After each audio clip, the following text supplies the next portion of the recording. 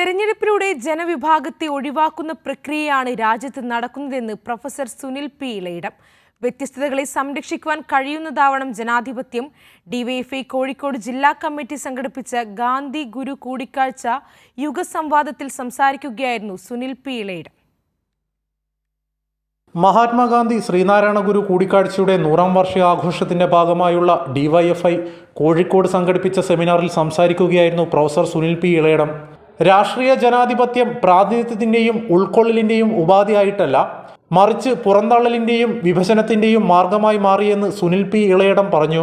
രാഷ്ട്രീയ സ്വാതന്ത്ര്യം എന്ന് പറയുന്നത് അതിൻ്റെ ഔപചാരിക അർത്ഥത്തിലേക്ക് ചുരുങ്ങുകയും ജനാധിപത്യം എന്നത് കേവലമായ ഭൂരിപക്ഷവാദമായി പരിണമിക്കുകയും ചെയ്തു കഴിഞ്ഞൊരു സന്ദർഭത്തിലാണ് നാം ഇപ്പോൾ നിൽക്കുന്നത്. ജനാധിപത്യം വാസ്തവത്തിൽ മെജോറിറ്റേറിയനിസം അല്ല. മെജോറിറ്റേറിയനിസം എന്നത്, മെജോറിറ്റി എന്നത് ഭരണനിർവഹണത്തിനായി ഒരു സംവിധാനം രൂപപ്പെടുത്താൻ നമുക്ക് ആശ്രയിക്കാവുന്ന ഒരു പ്രായോഗിക തത്വമാണ് എന്നല്ലാതെ ഭൂരിപക്ഷം എന്നത് ജനാധിപത്യത്തിൻ്റെ അടിസ്ഥാന യുക്തിയല്ല. ജനാധിപത്യത്തിൻ്റെ അടിസ്ഥാന യുക്തി ഭിന്നതകളെ, വ്യത്യസ്തതകളെ നിലനിർത്താനും സംരക്ഷിക്കാനും ഒരു സമൂഹത്തിന്, ഒരു കൂട്ടായ്മയ്ക്ക് എത്ര ശേഷിയുണ്ട് എന്നതാണ്.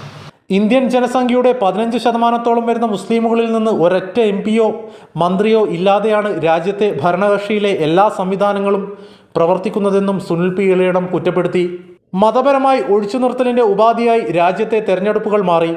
ഡിവൈഎഫ്ഐ കോഴിക്കോട് ജില്ലാ കമ്മിറ്റി സംഘടിപ്പിച്ച പരിപാടിയിൽ ഡിവൈഎഫ്ഐ സംസ്ഥാന വൈസ് പ്രസിഡന്റ് LG ലിജീഷ്, മറ്റു ഡിവൈഎഫ്ഐ നേതാക്കന്മാരായ PC Shaiju, K Arun, T Athul, Amitha Pradeep, MV Neethu തുടങ്ങിയവർ സംസാരിച്ചു.